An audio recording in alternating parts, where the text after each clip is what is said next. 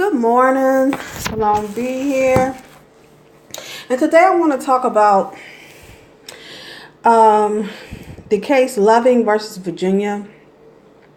And if you see my little thumbnail right here, it says no race mixing. If you look at the sign behind me, in the picture, you see a white guy holding the sign, and he says race mixing is against the law, or no race mixing. This was a Virginia law in the early 1900s. Mildred Loving, Nee Jeter, a black woman, and Richard Loving, a white man, they were sentenced to 1 year in jail. Mildred and Richard Loving married. Their marriage violated the state's anti-miscegenation law and the Racial Integrity Act. The Racial Integrity Act of 1924, which is a Virginia law, it prohibited marriage between people classified as white and people classified as colored. The Racial Integrity Act laws is also referred to anti-miscegenation laws. These are laws that enforce racial segregation. The Racial Integrity Act was combined with the Sterilization Act. These are laws designed to prevent interracial relationships. So the Sterilization Act, we're going to get on that. The Racial Integrity Act required that a racial description of every person be recorded at birth. And this is where the birth certificate comes in, because my grandfather was born in 1913. There were no birth certificates or no system dealing with birth certificate and race on your birth certificate and all this stuff. It was no such thing. So this is a concoction of Virginia. So the birth certificates came in. And on the birth certificates, you are to record the birth and the race of the person. This is what race and everything comes in on the birth certificate. Now, what they did was dividing society into only two classifications, white and colored.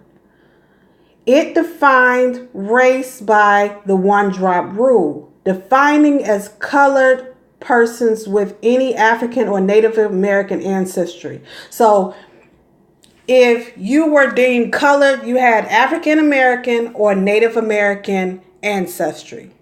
Okay? This is the Racial Integrity Act. Look it up. If you were deemed colored, you had African American descendant or Native American descendant or both ancestry in the state of Virginia. Okay? Look it up. It's called the Racial Integrity Act of 1924. This is the start of colorism. Colorism started with this act. Segregation began. Sterilization was used on women like Carrie Buck in the case Buck versus Bell. Carrie was a white female with epilepsy. She was engaged in prostitution, and they deemed her crazy because she was having children out of wedlock and she was not married. It was used for promiscuous women or whores or women that were race mixing. Now, if we go back to the 1800s, as I said, in Virginia, women that were white and black that were having, before World War I, women of the white race and the black race that were having sex with white men or black men, they were persecuted when they got pregnant with biracial children, because Virginia had a problem that they were complaining about. There were too many biracials, which means a lot of people started to see that blacks and whites were mixing together because they were free. They were on the land together. They was working together. The slaves and everything were working with no problem, and they were actually mingling.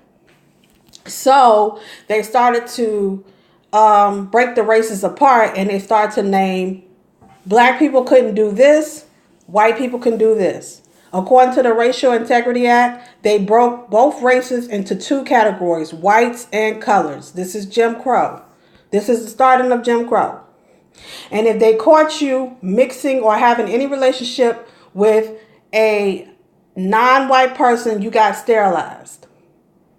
Okay, and then you were, if they sterilized you, it was under the Sterilization Act, and they used that for feeble-minded people that were crazy. So they deemed you as being crazy as well when you went outside your race. So there was no race mixing allowed.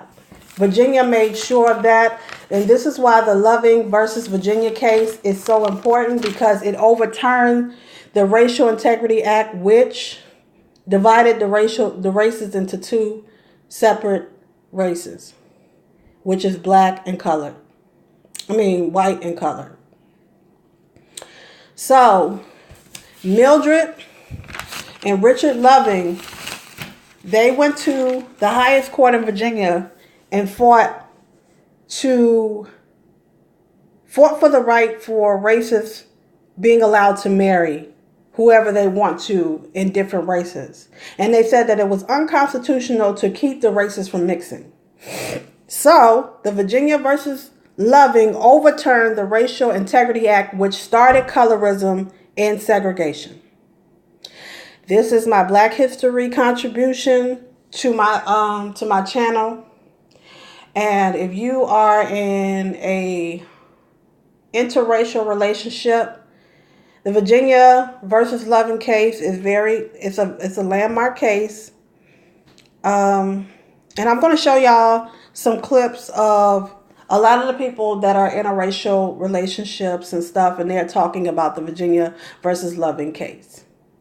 So understand that there were no birth certificates in 1913, because my grandfather has no birth certificate. I actually pulled his records and everything and all of that stuff. There were no birth certificates until this law came up, the Racial Integrity Act.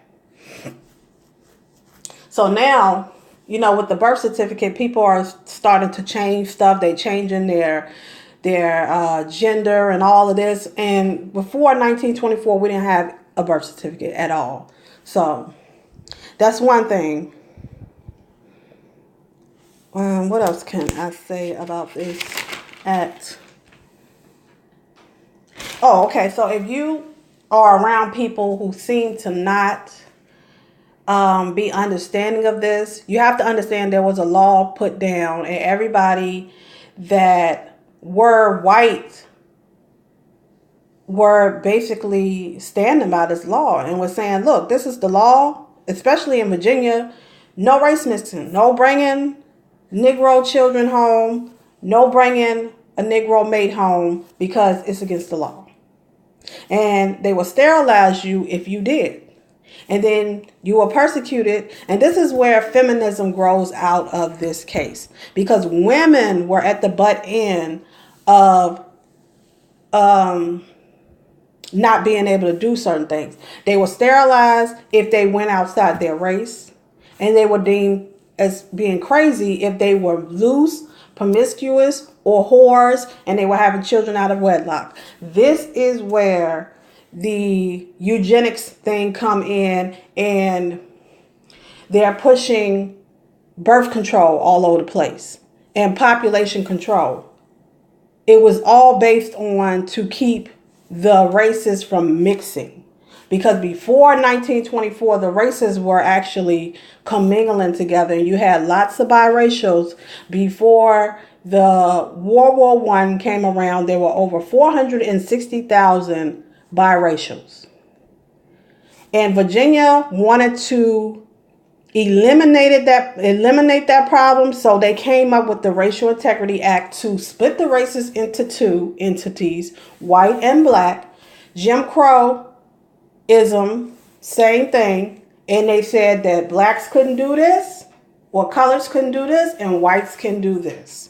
So if you wonder why you got colorism, why people are acting racist, because they put this stuff in law. This is why I said people need to be blaming the politicians, because these are the laws that they set down. And these laws are still in archives. You can find them, and you should see why everybody has this this type of this stand for interracial relationships. And yes, the statistics are up very high on interracial relationships. They say that they don't last long because of the differences. Also, families do not want to be involved in those type of relationships. There are some family members that don't even come to the house because you have a different mate. So let's look at the clips. Put down what you think. If you're in a interracial relationship, just view the history as, that's what it is. And this is why some people don't want to, they don't want to mix the races, because that was against the law at one time. Salon B, have a nice day. Very progressive, very anti-racist family, that when they see me, they see a black woman, and that's always in the interactions that I have with his family. I notice color. I'm not colorblind. It's not that white folks aren't white folks and black folks aren't black folks, but this particular white folk is my soulmate and my best friend. There's never a time when we are in public when I'm not aware that we're an interracial couple. When we walk into a room, people take notice, okay? Very early on, black women made it absolutely clear that this was not cool. I had asked Janet to marry me on several occasions, and she refused. And she refused because I was serving in the Senate. And she was afraid that our being married would impede or somehow impair my re-election. If they had been racist and held that against him, I would never have forgiven myself, because I could go on loving him without a marriage certificate. The state is ignoring a very important point, and that is the right of Richard and Mildred Loving to wake up in the morning or to go to sleep at night, knowing that the sheriff will not be knocking on their door or shining a light in their face in the privacy of their bedroom. We're really getting personal here. Folks in her family praying that we don't get pregnant. And that's happening. That was told to Gail. And I can't fathom that. I think any preconceptions that you're gonna have, that interracial marriages for some eugenic reason don't work, just are shattered as soon as you see a healthy child. You can't look at those boys playing. They're healthy, they're loud, they're skin knees, they're perfect. For me, my concern was that they would be prey to certain social definitions of who they're supposed to be. I wanted their cultural horizons and their formation of their own identities to be as open as possible. My daughter referred to herself as orange when she was little. That was her term. So we did that. Yeah. She once drew a picture of herself that was literally half white and half black. That was a little spooky. No one can articulate it better than Richard Loving when he said to me, "Mr. Cohen, tell the court I love my wife, and it is just unfair that I can't live with her in Virginia." I'm the same age as Emmett Till, so I was 14 when I realized what white people could do to black people in this country and get away with it. So when this white boy at Butler University asked me to date him, I said, no, I don't date white boys.